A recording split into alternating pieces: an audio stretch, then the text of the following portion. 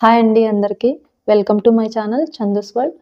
ఈరోజైతే మీతో కొన్ని విషయాలైతే షేర్ చేసుకుందాం అనుకుంటున్నాను.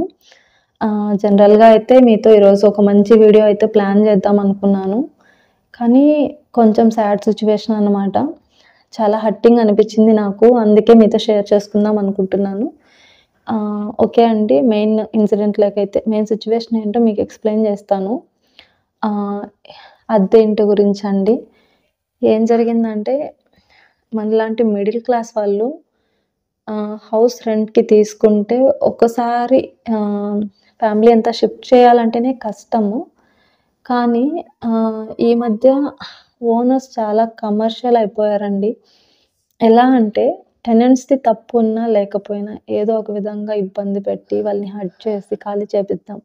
అలా అయితే వాళ్ళకి అడ్వాన్స్‌లు అవి ఇవి మిగులుతాయన్నమాట. అదొక మెయిన్ పాయింట్.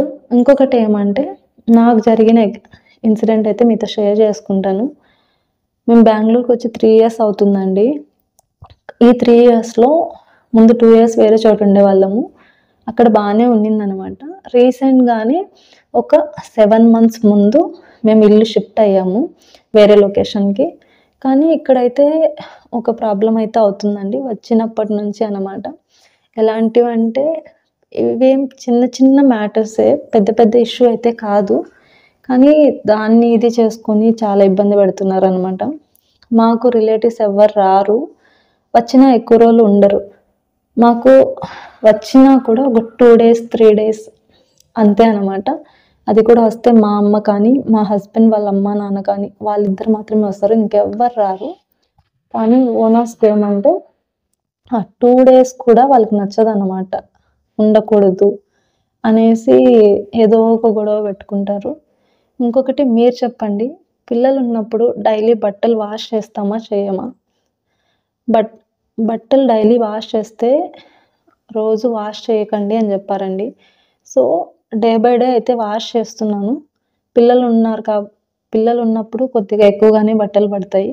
సో, అయినా కూడా మ్యాక్సిమం ఒక 2 డేస్ వేసుకున్నవే వేస్తానన్నమాట వాషింగ్‌కి. ఏం జరిగిందంటే బట్టలు మనం ఉతికిన తర్వాత పైన ఆరేస్తాం గదండీ! అక్కడ మనం బట్టలనేటివి వేయకూడదంట. ఎక్కువగా వేస్తే వైర్లు తెగిపోతాయి అన్నారు. సో, మేము బట్టలు తీసుకొని పోయి పిండేసిన తర్వాత ఆరేస్తుంటే అక్కడ పిండకూడదంట.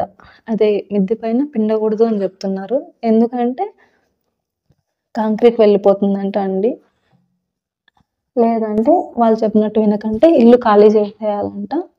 ఈరోజైతే దానికోసం అయితే చాలా పెద్ద గొడవే జరిగింది. ఏంటంటే మార్నింగ్ 10:30 వరకు అయితే వాటర్ లేవండి ఇంట్లో.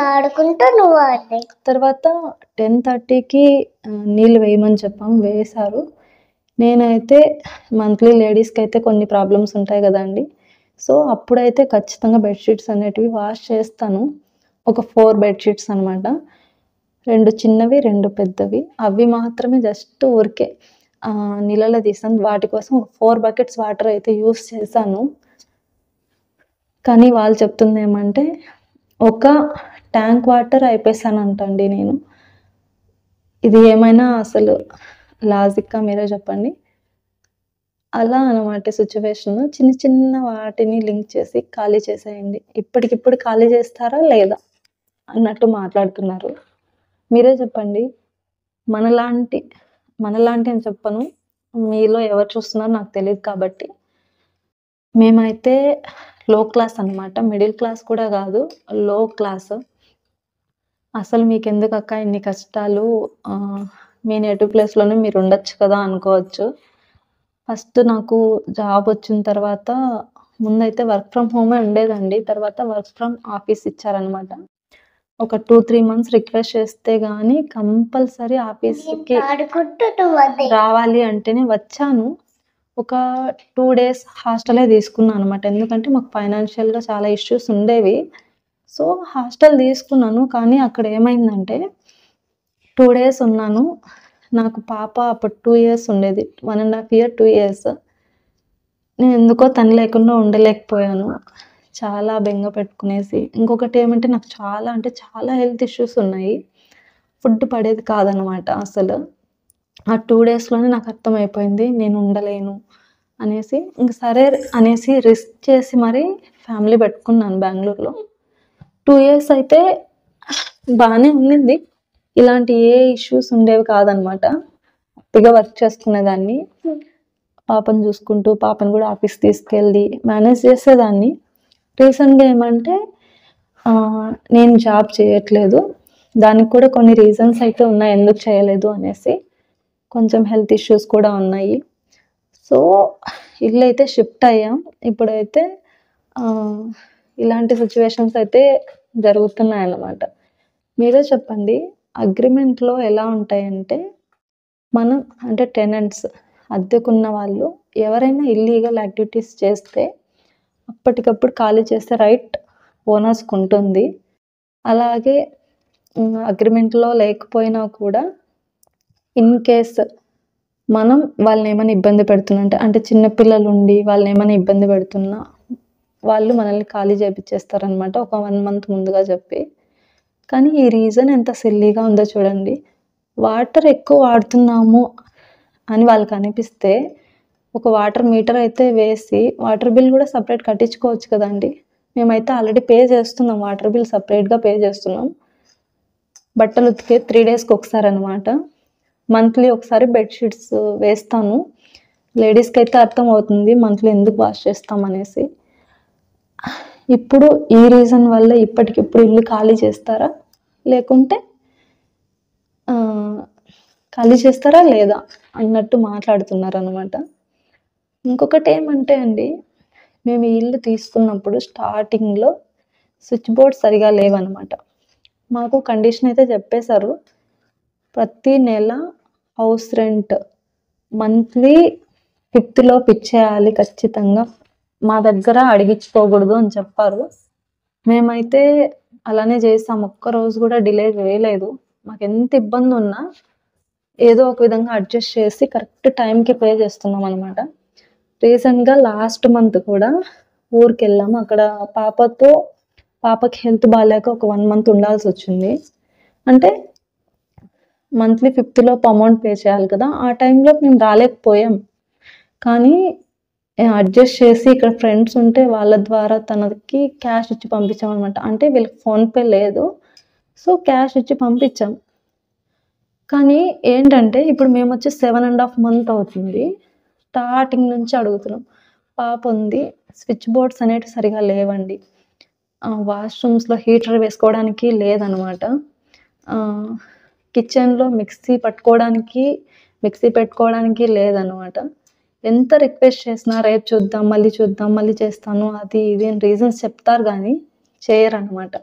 కానీ మన సైడ్ ఏమైనా చిన్న మిస్టేక్ ఉన్నా పైకి లేస్తారు మన పైకి. గొడవ పెట్టుకొని ఖాళీ చేపిచ్చేస్తామనేసి. మీరే చెప్పండి. రిలేటివ్స్ రాకుండా ఉంటారా? కానీ రిలేటివ్స్‌ని కూడా రానీకుండా చేసుకున్నాం మేమైతే. ఇప్పుడైతే సిల్లీ రీజన్స్ అనమాట ఇవి. బట్టలు ఉతకకూడదు. బట్టలు ఉతికితే హెవీగా ఉన్న బట్టలైతే పిండేసి వేయాలి బాగా అంటారు.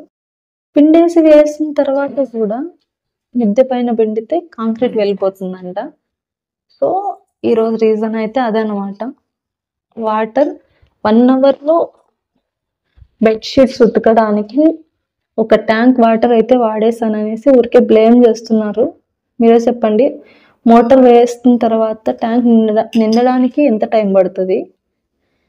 అది యూజ్ చేయాలన్నా 1 అవర్‌లో ఎలా యూజ్ చేస్తానండి? ఇంట్లో ఉండేది నేను, పాపే ఉంటాము. మా హస్బెండ్ మార్నింగ్ ఎళ్తే ఈవినింగ్ వస్తారు. తను కూడా 3 డేస్ ఒకసారికి స్నానం చేస్తాడు. ఎలా అయిపోతాయి మీరే చెప్పండి. ఏమంటే ఇంక మీరే ఇంట్లో ఉన్నారు, మీరే అయిపేశారు అంటున్నారు. ఇప్పుడైతే ఇప్పటికిప్పుడు ఇల్లు ఖాళీ చేసేయండి అన్నారనమాట. ఏం చేయాలో అర్థం కావట్లేదు. ఎందుకంటే ఇల్లు షిఫ్ట్ అవ్వడానికి అమౌంట్ అయితే అప్పు చేసి మరీ షిఫ్ట్ అయ్యాం. ఎందుకంటే మళ్ళీ నాకు జాబ్ వస్తే మళ్ళీ కొత్తగా వచ్చి ఫ్యామిలీ పెట్టుకోలేను. ఇక్కడే అడ్జస్ట్ అవ్వాలి, చూసుకోవాలి కొద్ది రోజులు అనేసి. కానీ ఇప్పటికిప్పుడైతే ఇల్లు ఖాళీ చేయమంటే మీకు తెలియదండి. హౌస్ షిఫ్టింగ్‌కి చాలా అవుతాయి. అడ్వాన్స్ వీళ్ళకిచ్చిన అమౌంట్ మనకు ఒక్క రూపాయి కూడా రాదనమాట. అది ఇది అని చెప్పేసి అన్నీ పట్టుకొనేస్తారు. మళ్ళీ మనకు షిఫ్టింగ్‌కి ఛార్జ్ అవుతుంది. మళ్ళీ తీసుకునే ఇంటికి మళ్ళా కొత్తగా అడ్వాన్స్ పే చేయాల్సుంటది. మళ్ళీ ఫస్ట్ నుంచి స్టార్ట్ చేయాలనమాట. అడ్వాన్స్‌లు, అగ్రీమెంట్‌లు, కొత్త ప్లేస్, అక్కడ అడ్జస్ట్‌మెంట్ ఇలాంటి సిట్యుయేషన్స్ ఉంటాయనమాట. మీరే చెప్పండి. ఇలా అయితే ఎలా మేనేజ్ చేయాలి అసలు మన లో క్లాస్ వాళ్ళు? దయచేసి దీన్నైతే తప్పుగా అర్థం చేసుకోకండి. ఇది తప్పు. ఇది నా మనసులోని బాధ అన్నమాట. మా హ్యాపీ బర్త్డే సూపర్ మ్యాన్. ఇంట్లో వాళ్ళకి చెప్పాలంటే భయమేస్తుంది. అంటే వాళ్ళు ఎలా ఫీల్ అవుతారో ఏంటని. మీకు తెలియదండి. చాలా అంటే చాలా స్ట్రగుల్స్ అయితే ఫేస్ చేస్తున్నాము. బట్ ఎందుకో మాకు ఆ లక్ అనేది రావట్లేదు. ఇప్పుడు చూస్తే కొత్తగా ఇలా అన్నమాట. ఇల్లు ఖాళీ చేస్తారా లేదా? కానీ కొద్దిసేపు మళ్ళీ వాళ్ళే డెసిషన్ చేంజ్ చేసుకున్నారండి. ఖాళీ చేయకండి, చేయకులేండి, మీ ఇష్టం ఉన్నన్ని రోజులు ఉండండి అమ్మ ఎవరు తోడుతారు? అనేసి అయితే చెప్పారు.